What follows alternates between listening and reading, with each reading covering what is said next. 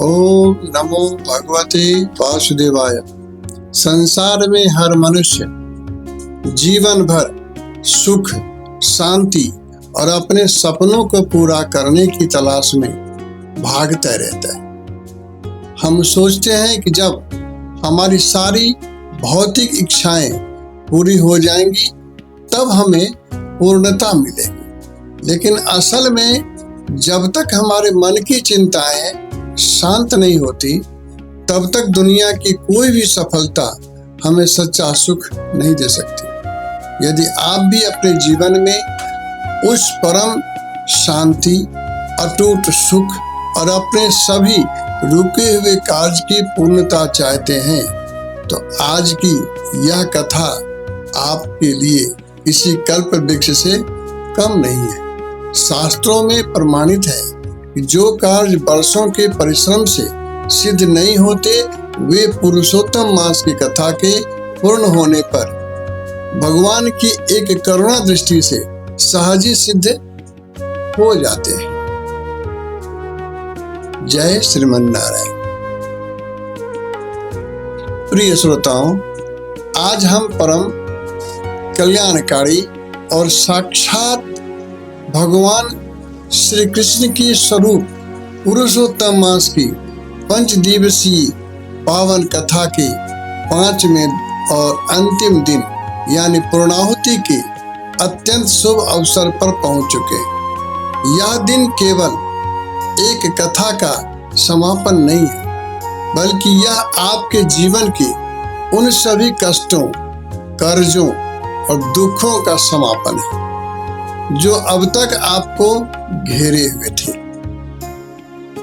बीते 4 दिनों में हमने अत्यंत अद्भुत रहस्यों का श्रवण किया।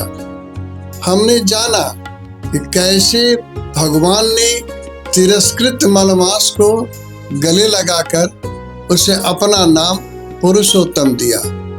हमने सुना कि भगवान को प्रसन्न करने के लिए किसी भारी भरकम अनुष्ठान या धन की आवश्यकता नहीं होती।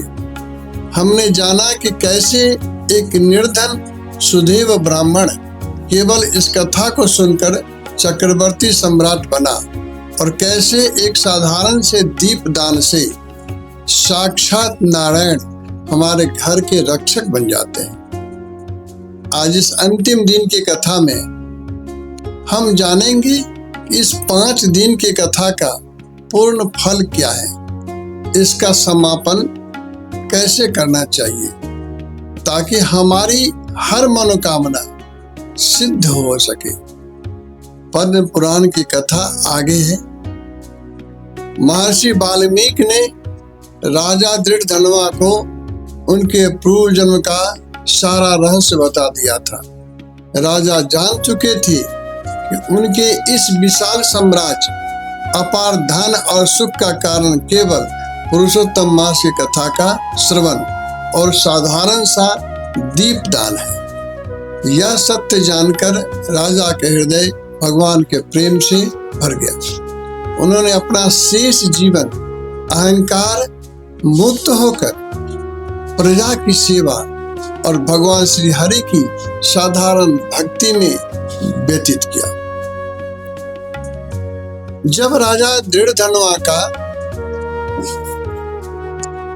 अंतिम समय आया तो उनके लिए साक्षात वैकुंठ से एक अत्यंत दिव्य और प्रकाशमान विमान उतरा।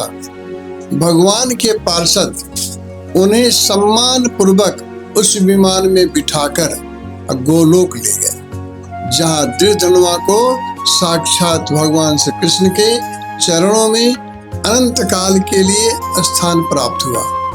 उन्हें वह मोक्ष मिल गया जिसे बड़े बड़े योगी और तपस्वी हजारों वर्षों की तपस्या के बाद भी नहीं पा सकते। प्रिय श्रोताओं, यही पुरुषोत्तम मास की कथा का सबसे बड़ा वरदान है। यह कथा मनुष्य को भोग और मोक्ष दोनों एक साथ प्रदान करती है। जब तक आप इस संसार में हैं, यह कथा आपके जीवन में धन, निरोगी काया और पारिवारिक सुख में कभी कोई कमी नहीं आने देती।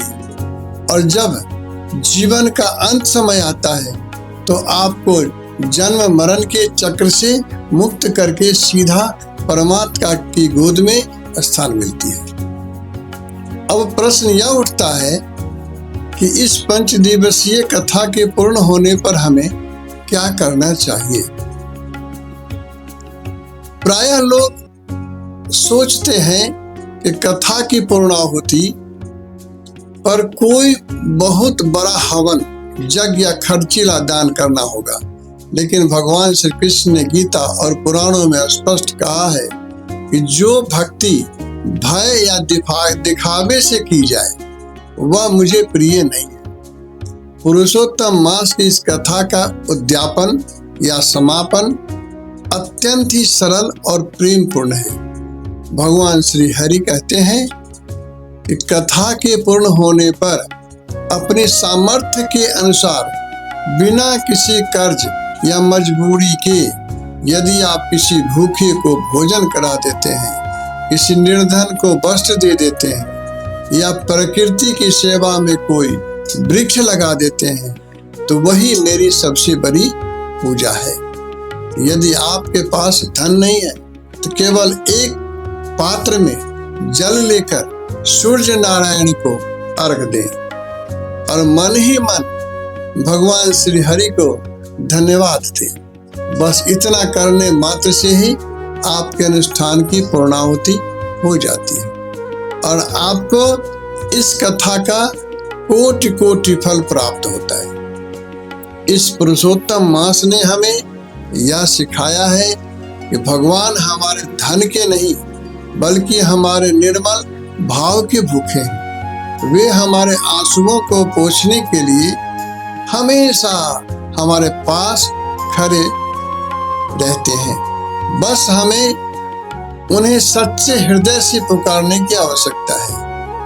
आज इस 5 दिवसीय पावन कथा का हम यही विश्राम करते हैं। मुझे पूर्ण विश्वास है इन 5 दिनों में आपने जो भी शुभ संकल्प अपने मन में धारण किए होंगे साक्षात भगवान श्री कृष्ण उन्हें अवश्य पूर्ण करेंगे। आपके घर में हमेशा सुख, शांति और समृद्धि का वास हो। आपके परिवार पर कभी कोई संकट न आए और आपका हृदय हमेशा परमात्मा के प्रेम से आलोकित रहे। यही भगवान श्री हरि के चरणों में हमारी प्रार्थना है। इस संसार के सभी जीवों का कल्याण हो। आप सभी हमेशा सकारात्मक रहे, निडर होकर अपने कर्म करें, क्योंकि जब आपकी रक्षा का भार साक्षात पुरुषोत्तम भगवान ने ले लिया है, प्रेम से और पूरे हृदय से एक बार उद्घोष करें, पुरुषोत्तम भगवान की जय। जय श्रीमन नारायण।